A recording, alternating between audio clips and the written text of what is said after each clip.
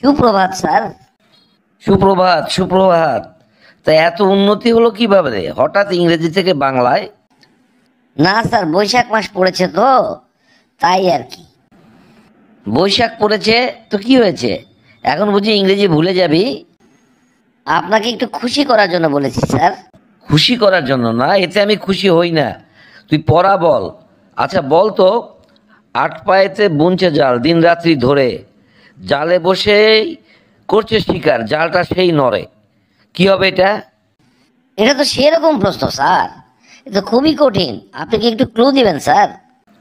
Clue লাগবে? আচ্ছা বল, কি ক্লু লাগবে বল।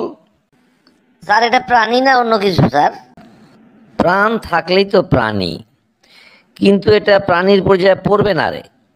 এইটা ধর কীট পতঙ্গ, এই পর্যায়ে পড়ে। প্রশ্নটা হচ্ছে, আট পায়েতে বুনছে জাল দিন রাত্রি ধরে, জালে বসেই করছে শিকার, জালটা সেই নড়ে। আচ্ছা, বুঝতে পেরেছি। থামুন স্যার, আপনার মুখ দিয়েই বাহির করবো উত্তর। স্যার, এটা কি বাসা দোকান সবখানেই দেখা যায়? হ্যাঁ রে, এটা বাসা দোকান, তারপরে ঝোপ ঝোপ জঙ্গল সবখানেই দেখা যায় রে। স্যার, আপনার মাথার উপরে মাকড়সা। কই রে, কোথায় দেখলি মাকড়সা? আমার গায়েও নাই, মাথায় তো নাই রে। স্যার, আপনার মাথায় মাকড়সা আছে স্যার, যে কারণেই এই প্রশ্নটা ধরেছেন। এইটার উত্তর হবে মাকড়সা স্যার। তোরা দেখছি খুব দুষ্টু হয়ে গেছিস আমার সাথে, আর কি দেখি প্রশ্ন আরো ধরছি। যদি কোনো প্রশ্নে আটকে যাস তাহলে বুঝতে পারবি আজকে তোর একদিন কি আমার একদিন। না স্যার, মনে কিছু নেবেন না স্যার, আমি একটু দুষ্টামো করলাম আপনার সাথে। ধরুন, কি প্রশ্ন ধরবেন ধরুন স্যার। আচ্ছা বলতো, আম নয় জাম নয় গাছে নাই ফলে, তবু সবাই তাকে ফল নাম বলে। কি হবে এটা? এটা হবে পরীক্ষার ফল স্যার। তোর উত্তর তো দেখছি একেবারেই সঠিক রে। যাই হোক, মনে হচ্ছে কিছু লেখাপড়া করেছিস। আচ্ছা বলতো, অনেক খায় না, কতকে খায়, বন্ধু বান্ধবকে না খাওয়াইলে মান সম্মান যায়। এটা কি হবে? অনেকে খায় না, আবার কতকে খায়, বন্ধু বান্ধবকে না খাওয়াইলে মান সম্মান যায়।